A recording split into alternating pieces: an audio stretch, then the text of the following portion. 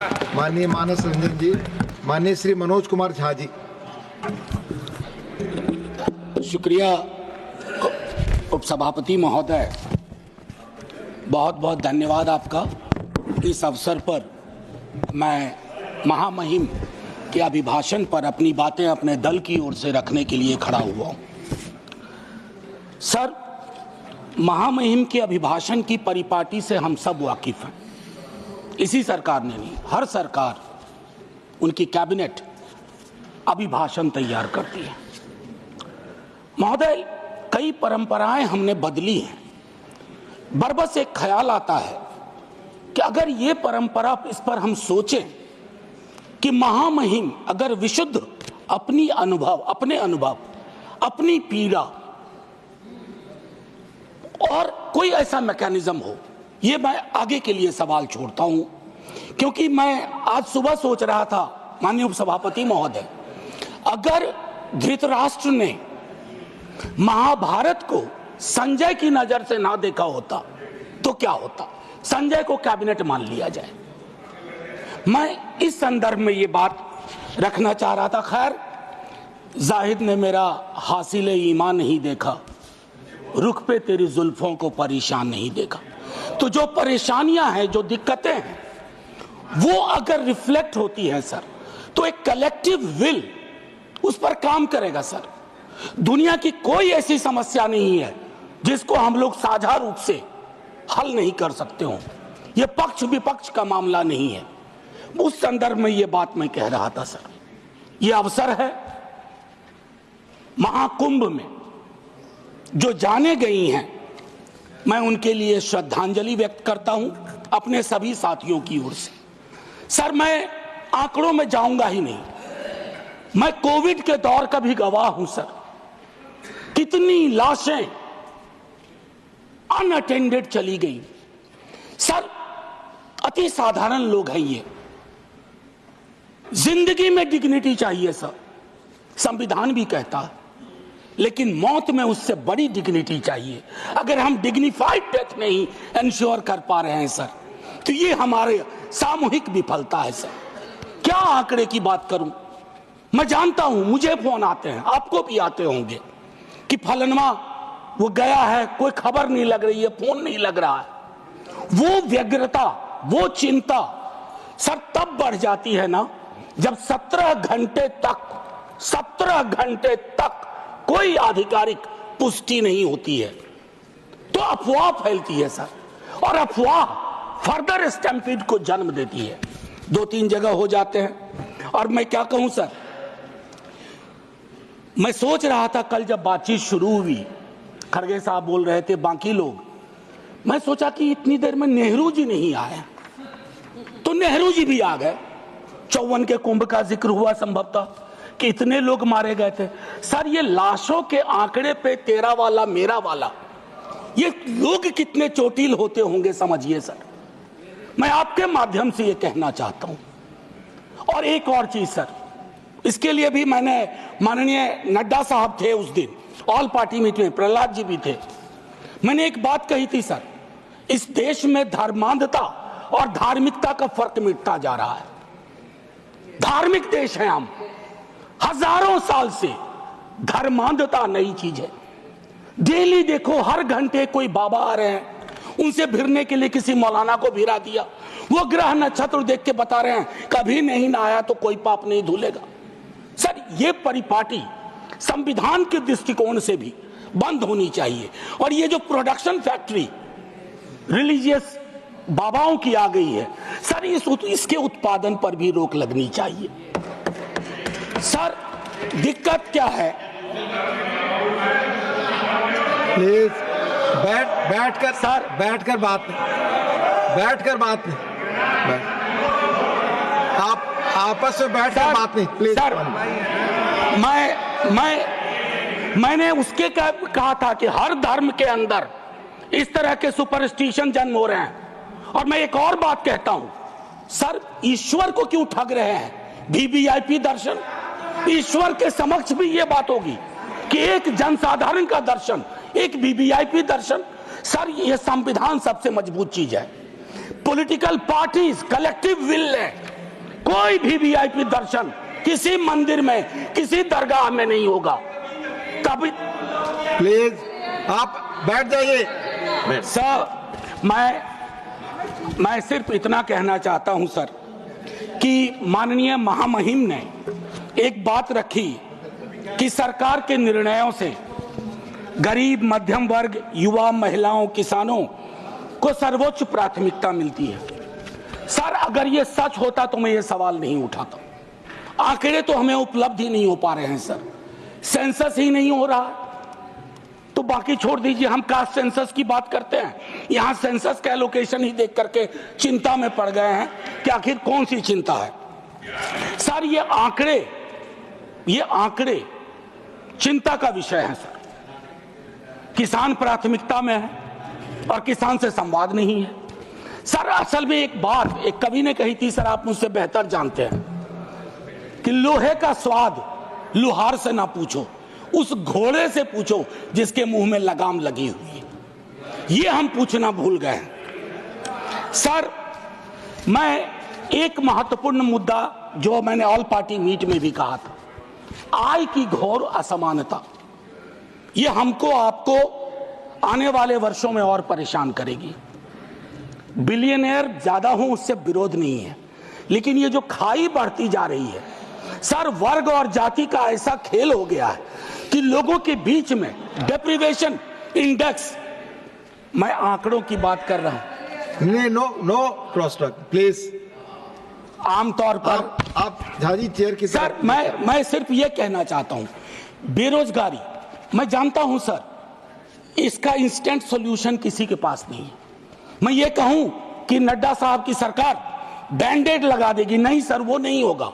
लेकिन collective will क्या है, ब्लूप्रिंट क्या है बेरोजगारी के लिए? उसके लिए पहली चीज होती है सर, एक्नॉलेज इट, मानो कि बेरोजगारी है।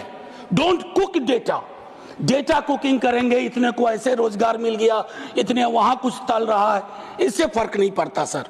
हर 3 युवा में 2 बेरोजगार है। और नतीजे में देखिए सर, एक हमारे यहां संस्था है बिहार में जो परीक्षाएं कंडक्ट करती हैं उच्च पदों की सर, उसका करिकुलम वाइटे कहता है कि बीते कुछ वर्षों में कोई भी परीक्षा बिना रिगिंग के नहीं हुई है। और अगर आप वहां जाकर के न्याय मांगो तो आप पे लाठी चार्ज होता है। तो युवाओं का कौन सा देश हम दे रहे हैं सर? एक ऐसा देश जिसमें वो अपनी मांगों के लिए सड़कों पे ना आए, और लेजिटिमेट मांग सर, कोई गलत मांग नहीं सर। मेरे रेलवे मिनिस्टर साहब के रेफरेंस से बहुत सारी ट्रेनों का जिक्र किया, वंदे भारत, अमृत भारत, नमो भारत, मुझे कोई गुरेज नहीं। नीरज भाई ने कल अच्छी एक बात कही थी, हम और नीरज भाई वैशाली एक्सप्रेस में एक बार मिले थे, ये बस्ती से चढ़े थे संभवतः, मैं सहरसा से था सर। मैं चाहूंगा कि वो जो पुरानी एक्सप्रेस और पैसेंजर ट्रेन हैं जो इस देश के 88-90% कैरेज को ले जाती है, लोगों को ले जाती है, उनकी क्या हालत, उनकी हालत अगर देख लें। और मैं तो कहूंगा माननीय रेल मंत्री जी से आपके माध्यम से औचक निरीक्षण करें, लेकिन भेष बदल के, मुरेठा उरेठा बांध लें, दाढ़ी बढ़ा लें, ताकि लगे नहीं कि ये वही व्यक्ति है। और फिर देखें कि अद्यतन स्थिति क्या है सर। पेज नंबर 25 में माननीय महामहिम कहती हैं वामपंथी उग्रवाद से प्रभावित जिले कम हो रहे हैं। बड़ी खुशी की बात है, लेकिन एक दक्षिणपंथी उग्रवाद भी है, एक दक्षिणपंथी अतिवाद भी है, और जिसके अंदर संभावना होती है कि वो छद्म राष्ट्रवाद का रूप ले लेता है। उसके बारे में हम क्या सोच रहे हैं, ये भी सर तय करना होगा, अन्यथा संविधान के मूल्य, ये सारी चीजें खारिज हो जाएंगी सर। पेज नंबर 27 पे पैरा 31 महामहिम कहती हैं 144 करोड़ आबादी के क्षेत्र हैं, भिन्न भिन्न राज्य हैं, भिन्न भिन्न आबादी में भिन्न भिन्न क्षेत्र हैं, भिन्न भिन्न भाषाएं हैं। मेरी समझ में नहीं आया कि हमने रिलीजन को, धर्म को ओमिट क्यों किया इसमें। हम भिन्न भिन्न धर्म के भी देश हैं, और ये हिंदुस्तान की खूबसूरती है, भारतवर्ष की खूबसूरती है कि दुनिया का कोई ऐसा धर्म नहीं है जो हमारे यहां ना हो, और पारस्परिक मेल जोल का एक लंबा इतिहास रहा है। हम दुनिया को सीख दे सकते हैं, हम दुनिया को सीख दे सकते हैं कि let's learn from pluralism from us, peaceful coexistence. हालांकि हाल के दिनों में हमने वो लर्निंग का जो मॉड्यूल है उसको खराब कर दिया है। सर, हाल के दिनों में एक और चिंता का विषय रहा था जो मैं आपको कहूं। इससे पहले कि मैं एक बात कहूं, सर मैं हिंदू हूं, लेकिन मैं चाहूंगा कि मेरे धर्म में, बाकी धर्म के लिए भी अपील करूंगा, लेकिन अपने धर्म में भी फर्क आए चीजों को देखने में। सर ये किताब है, अगर आप कहेंगे तो मैं गिफ्ट करूंगा नड्डा साहब को। Thank you Gandhi. ये कृष्ण कुमार जी ने लिखी है, मेरे सीनियर थे, शिक्षक भी थे दिल्ली विश्वविद्यालय में, एनसीईआरटी के चेयरमैन रहे, अभी रिटायर्ड लाइफ जी रहे हैं। उनका एक दोस्त था मुन्ना, ब्यूरोक्रेट था मध्य प्रदेश का। He died an unfortunate death during Covid. उसकी डायरी के पन्नों से यह किताब बनी है। कृष्ण कुमार जी ने यह किताब ली। क्या कहते हैं सर पता है? कलेक्टिव गिल्ट का एक्सप्रेशन हमारे धर्म में कम रहा। औरतों के साथ क्या क्या नहीं हुआ, कलेक्टिव गिल्ट नहीं। जातियों में देखिए किस तरह का व्यवहार रहा, कलेक्टिव गिल्ट नहीं। गांधी की हत्या के बाद कलेक्टिव गिल्ट का अभाव रहा। उस संदर्भ में यह किताब है। मैं ऐसे ही नहीं कह रहा हूं, मैं गिफ्ट करूंगा लिख करके माननीय नेता सदन को। बड़ा गडमड हो रहा है। अगर देखें महामहिम के भाषण में, अभी हाल के दिनों में चर्चा हुई कि स्टेट, सर पॉलिटिकल लाइफ में विरोध करना तो इनकी नीतियों का शुरू किया था विद्यार्थी के रूप में। तो हम कहते थे Indian state oppressive state, Indian state down down, लेकिन हम फर्क जानते थे राज्य और राष्ट्र का। हाल के दिनों में एक बयान आया नेता प्रतिपक्ष का, उसके बाद शुरू हो गया कि राष्ट्र को कहा नहीं भाई। मैं एक पेपर पढ़ाता हूं एमए में, डिपार्टमेंट ऑफ सोशल वर्क में, दिल्ली यूनिवर्सिटी में। उसका नाम है state political economy and governance. उसका पहली यूनिट में कहता हूं there is a difference between nation comma state comma its government. हम तीनों डिस्टिंक्शन को ब्लर कर रहे हैं। मैं राष्ट्र की खूबसूरती के लिए अपने सरकार की आलोचना करूंगा, मैं राष्ट्र की बेहतरी के लिए अपने राज्य की आलोचना करूंगा, लेकिन मैं राष्ट्र के साथ मोहब्बत में हूं, इसलिए कर रहा हूं। इस डिस्टिंक्शन को खत्म ना किया जाए सर। एक चीज 2022 के अगस्त महीने में हमारे बिहार के मुख्यमंत्री जी की अंतरात्मा जागी, हम साथ आए। साथ आने से सर कुछ फर्क पड़ा, 5 लाख नौकरियां मिली, युवाओं में जोश आया। दूसरी चीज ज्यादा महत्वपूर्ण है सर, दूसरी चीज ज्यादा महत्वपूर्ण है। चलिए उस पर ऐतराज है, बाद में बात करेंगे। दूसरी चीज ज्यादा महत्वपूर्ण है, 3.5 लाख प्रक्रियाधीन के बाद जातिगत सर्वेक्षण हुआ सर। प्रधानमंत्री जी तक वो डेटा है, हमारे नेता सदन के पास भी वो डेटा होगा, वित्त मंत्री साहिबा के पास वो डेटा है, लेकिन उस डेटा के आधार पर बजट क्यों नहीं बनता है? वो 9वीं अनुसूची में क्यों नहीं शामिल किया जाता? सिर्फ इसलिए कि क्रेडिट नेता प्रतिपक्ष तेजस्वी को मिल जाएगा। आरक्षण का प्रावधान बढ़ाने की बात तो सिर्फ इसलिए कि क्रेडिट आप ले लो, उनको क्रेडिट नहीं चाहिए, क्रेडिट का कॉपीराइट फ्री आप ले लो। लेकिन फिर उनकी अंतरात्मा अचानक सो गई सर। अब जब सो गई तो अब जाग नहीं रही है। एनीवे सर वो अलग मसला है सर। आप निजी टिप्पणी नहीं कर सकते सर। मैंने किसी का नाम भी नहीं लिया। आपने पहले नाम लिया, प्लीज हाजी। मैंने नाम लिया था, नाम हटा दीजिए, कहिए मेरे मुख्यमंत्री। नहीं ठीक है सर। सर इससे क्या होगा ना कि हकीकत भी समावेशी होगा। सर एक चीज जो मैं कहना चाह रहा था कि हाल के दिनों में अभी भी जब हम जिक्र कर रहे थे तो उसमें ये चीज कही कि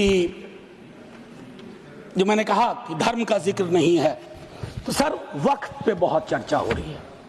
इतनी कोशिश रहे, don't throw the baby with the bath water. बच्चे के गुसल के पानी के साथ बच्चा ना फेंक दीजिए। बस मैं इतना कहूंगा। 14-25 का उल्लंघन ना हो, आर्टिकल 14 और 25 का, इतना कहूंगा। और एक चीज सर और कह करके अपनी बात खत्म ही करूंगा। सर मैं दिल्ली विश्वविद्यालय में पढ़ाता हूं, अभी यूजीसी का ड्राफ्ट रेगुलेशन आया, यह भी मैंने ऑल पार्टी मीट में कही थी, हमारे दोनों माननीय मंत्री जी वहां थे, हाँ हमारे साथी लोग सब थे, इन्होंने भी रेज किया। सर ड्राफ्ट रेगुलेशन मैं चाहूंगा आप पढ़िए। सर ये विश्वविद्यालयों की मौत की इबारत है। It's going to be an obituary for the university system at it exist today. It's anti teacher, anti university and anti federalism, anti student.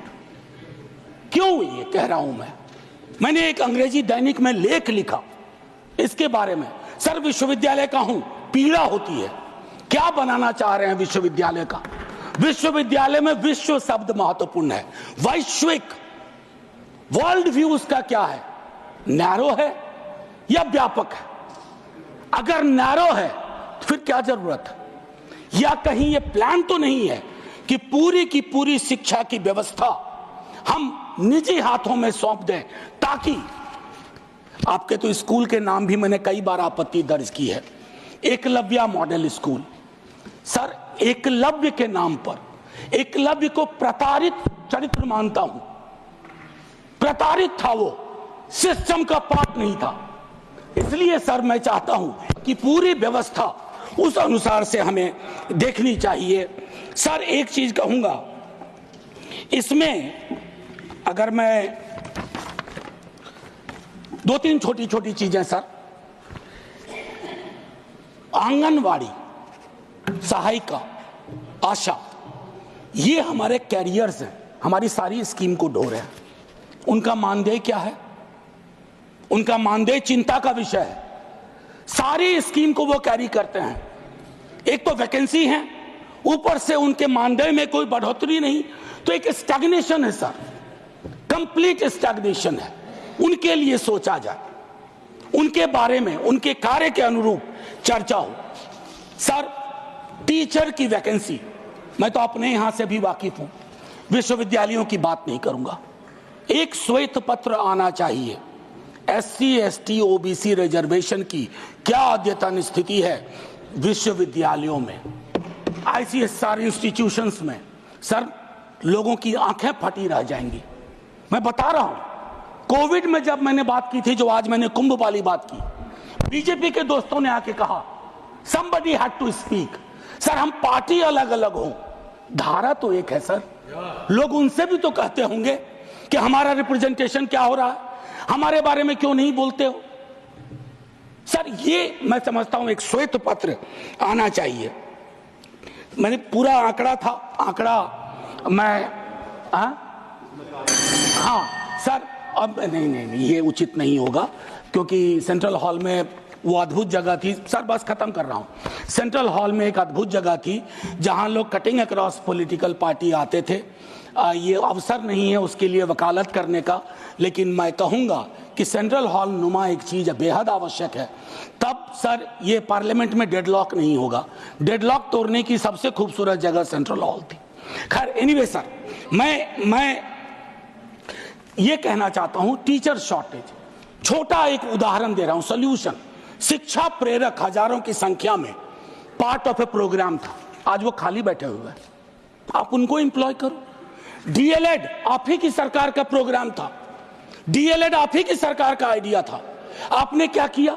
DElEd के बाद न्यायालय के इंटरवेंशन के बावजूद, बस खत्म कर रहा हूं सर, बावजूद उसको आपने दरकिनार कर दिया। तो मैं माननीय महामहिम के, जब मैंने शुरुआत की थी सर, एक लाइन कह के खत्म करूंगा और मैं सर्वेश्वर से खत्म करूंगा, और ये मैं अपने सब के लिए कह रहा हूं। यदि तुम्हारे घर के एक कमरे में आग लगी हो तो क्या तुम दूसरे कमरे में सो सकते हो? यदि तुम्हारे घर के एक कमरे में लाशें सड़ रही हो तो क्या तुम दूसरे कमरे में प्रार्थना कर सकते हो? यदि तुम्हारा जवाब हां है, मुझे तुमसे कुछ नहीं कहना है। जय हिंद सर।